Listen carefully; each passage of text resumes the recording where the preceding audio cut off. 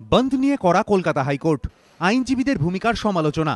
অন্যদিকে সর্বোচ্চ আদালতের নোটিশ রাজ্যগুলিকে 20 ও 21শে ফেব্রুয়ারির বন্ধকে অসাংবিধানিক ঘোষণা করা হোক। সম্প্রতি এই আবেদন জানিয়ে কলকাতা হাইকোর্টে জনস্বার্থ মামলা করেন আইনজীবী ইদ্রিস আলী।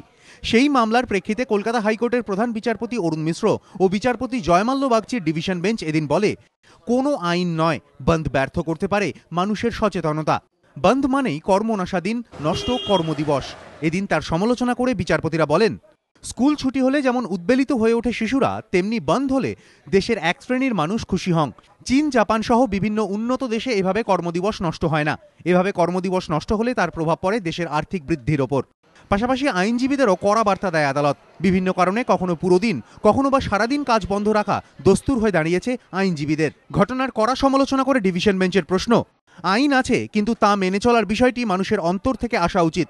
কোনো আইনের উপযুক্ত প্রয়োগ 100% হবে না যতক্ষণ না তা অন্তর থেকে কার্যকর করতে উদ্যোগ নেওয়া হবে।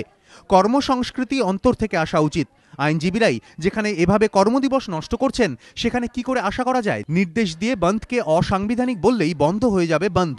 অন্যদিকে বন্ধ নিয়ে জারি করা আদালতের নির্দেশিকা ঠিকঠাক পালন করা হচ্ছে কিনা তা জানতে চেয়ে কেন্দ্র ও রাজ্যগুলিকে নোটিশ পাঠালো সুপ্রিম কোর্ট।